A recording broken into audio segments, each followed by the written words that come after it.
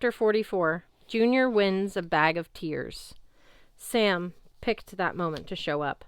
She shouldered through the crowd, her headscarf pulled low over her face. Her jacket was dusted with ash, as if she'd spent the night in a chimney.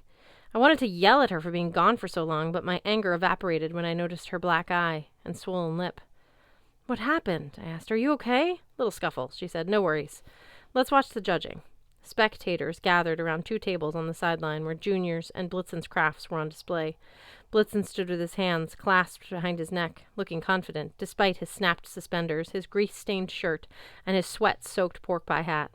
Junior's face was a bloody mess. He could barely hold himself on his walker.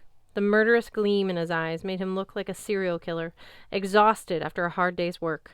Nabby and the other judges circled the tables, inspecting the crafted items and jotting notes on their clipboards. At last, Nabby faced the audience. He arched his wriggly eyebrows and tried for a smile. "Well then," he said, "thank you all for attending this contest, sponsored by Nabby's Tavern, famous among taverns, built by Nabby and home to Nabby's Stout, the only mead you'll ever need. Now, our contestants will tell us about their first items. Blitzen, son of Freya." Blitz gestured to his metal sculpture. "It's a duck." Nabby blinked. "And what does it do?" "When I press its back," Blitzen did so, the duck swelled 3 times its size, like a frightened pufferfish. "It turns to a larger duck." The second judge scratched his beard. "That's it?" "Well, yes," Blitzen said. "I call it the Expando duck. It's perfect if you need a small metal duck or a larger metal duck." The third judge turned to his colleagues. "Garden knick-knack, perhaps? Conversation piece? Decoy?" Nabby coughed. "Yes, thank you, Blitzen. And now, Eitri Jr., son of Edna, what was your first creation?"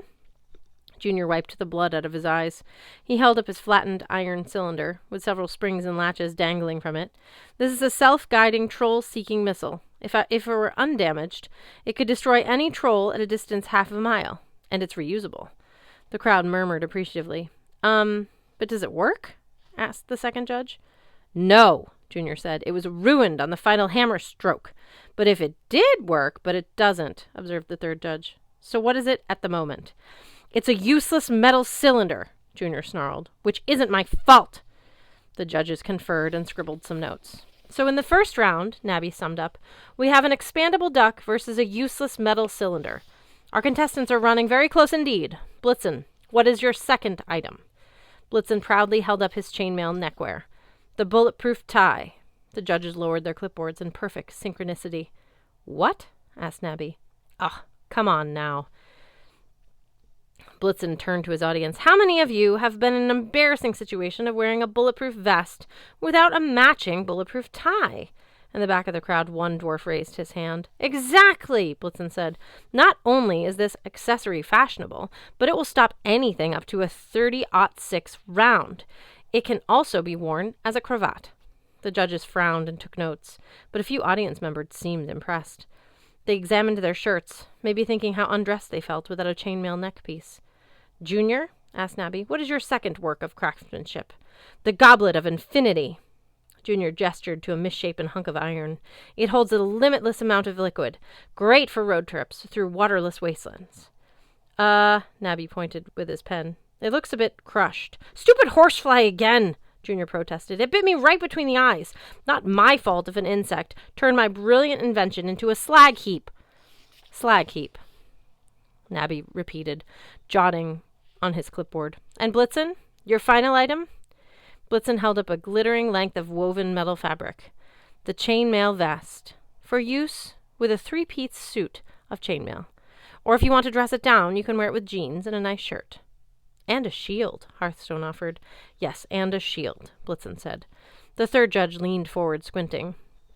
"I suppose it would offer some minor protection.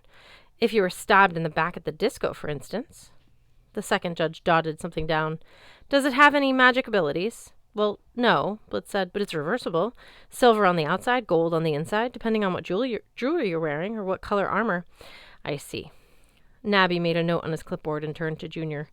"And your final item, sir?" Junior's fist trembled with rage. "This is unfair! I have never lost a contest! All of you know my skills. This meddler, this brochure Blitzen has somehow managed to ruin my—" "Eitri Jr., son of Etna," interrupted Nabby. "What is your third item?" He waved impatiently at the furnace. My third item is there, in there. It doesn't matter what it is, because it's boiling sludge. The judges circled up and conferred. The crowd shifted restlessly. Nabby faced the audience. Judging has been difficult.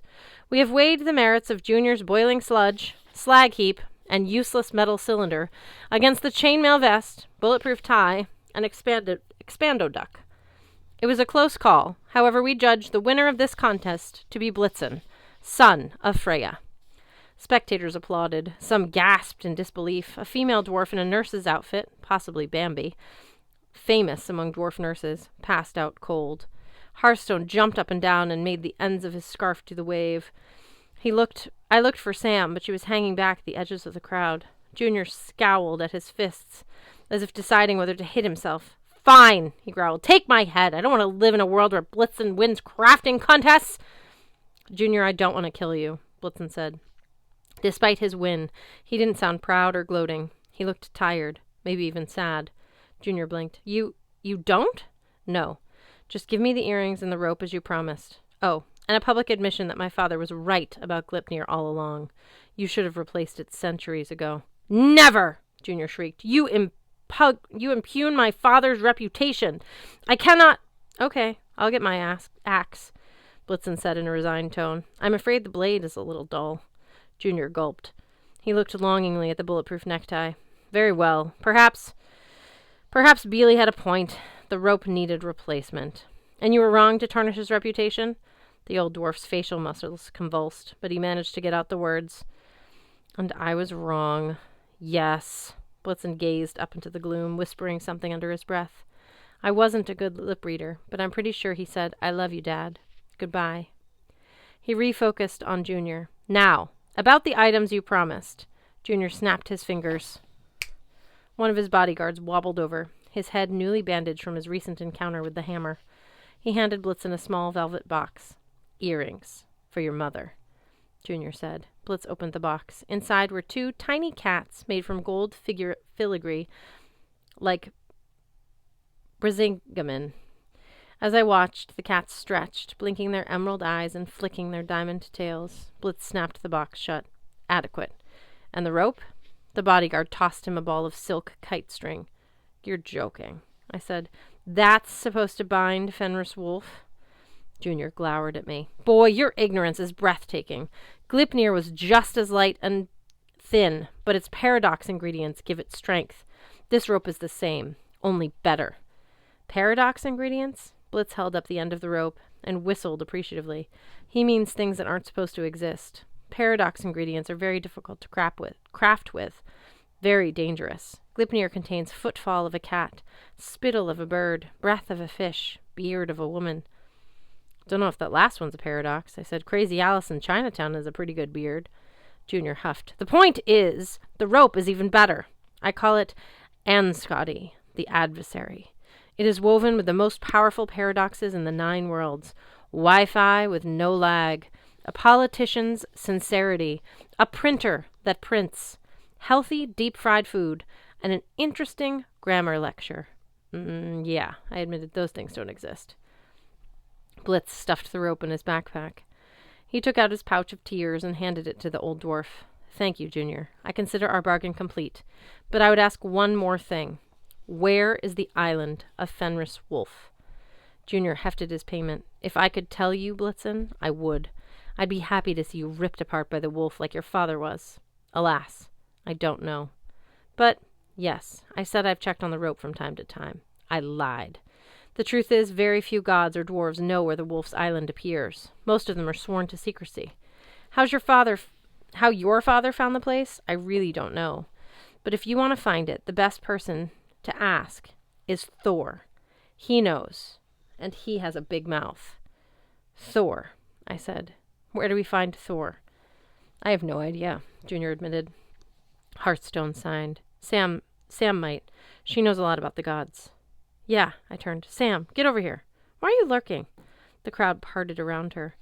As soon as Junior saw her, he made a strangled squawk. You! It was you!